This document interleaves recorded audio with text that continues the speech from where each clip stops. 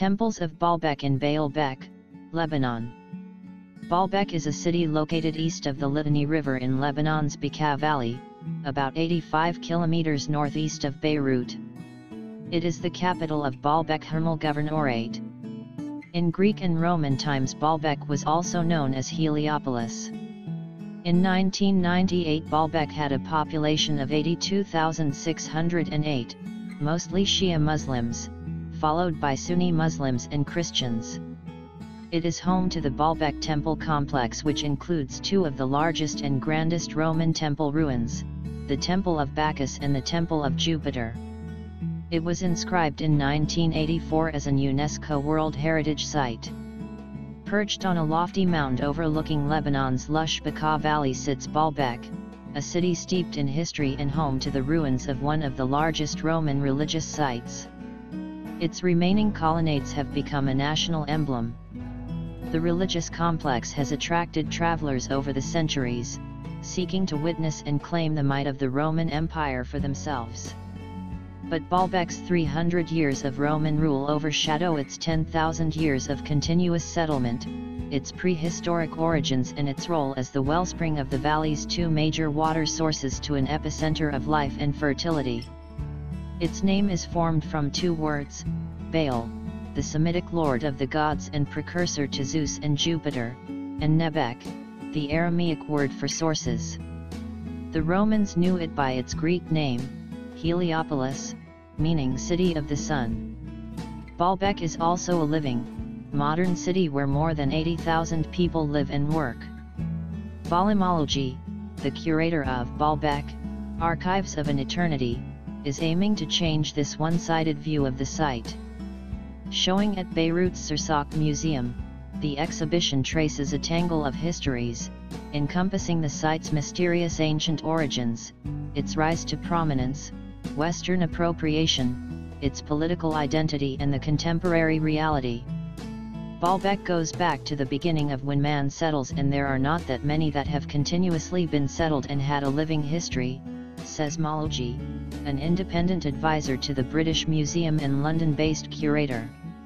It should not be reduced to the folly of a moment in history when those massive Roman temples were built, and to then embed the story of those epic and awe-inspiring stone structures.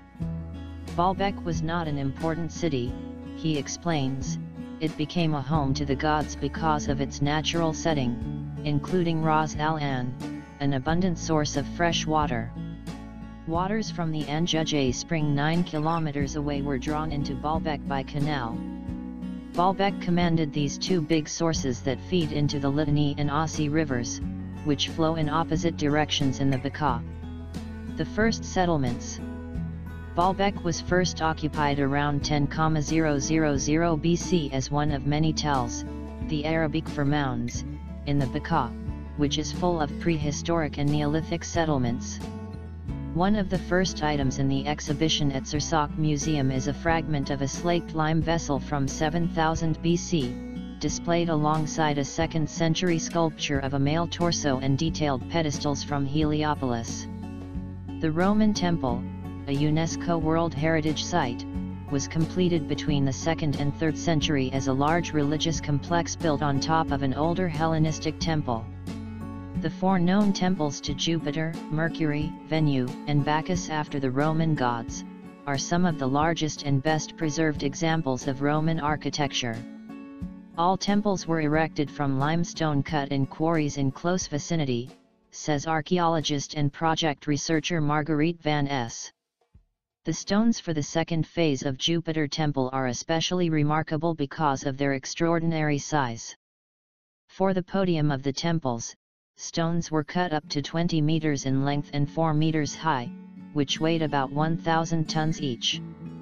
The transport of those stones to the temple is a reason why people admired this sanctuary. The Trilithon, which consists of two large stones supporting a third, was mentioned as a remarkable feature in ancient texts. Today, it's the gigantic dimension of the ensemble that attracts people most. These foundation stones, particularly those of the Trilithon, are one of the great mysteries of the ancient world. It's unknown how these heavy blocks, more than 10 times the weight of the individual blocks which make up the Great Pyramid at Giza, were lifted into place. The uphill slant of the mound rules out carts, levers, and pulleys. The enormous size and weight of the stones, archaeologists recently found a fourth, even larger one buried nearby, has led to some interesting local legends about their origins, including that they were used by Solomon for a palace for the Queen of Sheba, or that they were left lying unused due to the biblical flood. Mehlul says, there are even still large blocks lying around as though they are going to be used, prepared blocks for the foundations of a new podium around Jupiter Temple, like an ongoing project with bits lying around the city. The West arrives. In the 17th century, the West began its colonial expansion into the region, and Baalbek's Roman complex was ripe for centuries of Orientalist appropriation. With the growth in scientific and archaeological research from the 17th to 19th century, Europeans began classifying, preserving, and ultimately claiming the site as their own. English 17th century poet John Donne described the site in glowing tones. No ruins of antiquity have attracted more attention than those of Heliopolis, or been more frequently or accurately measured and described. The economic and political growth of Europe occurred alongside what became a rapid decline of Ottoman power in the 19th century, Malji explains. The Europeans expand their interests in the roots of their own civilization, beyond the glory of Rome and Greece, into the cradle of civilization, Mesopotamia, and by extension claim their own roots beyond Europe. An aura of Eastern Romanticism drew many artists to the site, which Malji has narrated in the exhibition through Western Orientalist paintings of Baalbek. A large screen also scrolls references of Baalbek found in poems, songs, books, and scriptures through history. The Europeans discover the Indo-European languages, which link to Asia, and their notion of Europe expands into Persian, Egyptian, Phoenician, explains Malji. As Europe revels in the glories, romanticizes the sites, excavates them, they start claiming knowledge of these spaces, in the face of the locals who are ignorant of what they have, their own past and connections to anything. Uniting city and site. Malji says he disagrees with the idea of keeping the monument timeless, while the city evolves, separate and ignored to a notion often echoed by the local people.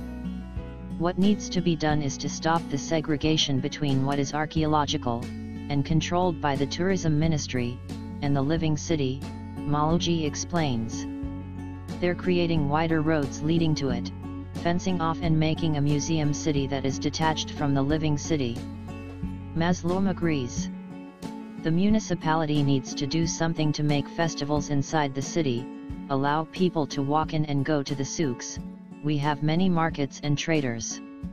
Instead, the buses stop in the parking lots near the temples. The tourists wander round, then leave for lunch in nearby Zayal. They should be having lunch in Baalbek, he says. Imagine how much they would be helping the local people to the restaurants, the people who sell necklaces, scarves. The temples are for everyone, but it's in our blood and soul, he said. We love it, but we're not encouraged to enter it or be a part of it. Like us and join us at Xtreme Collections for more fun and knowledge.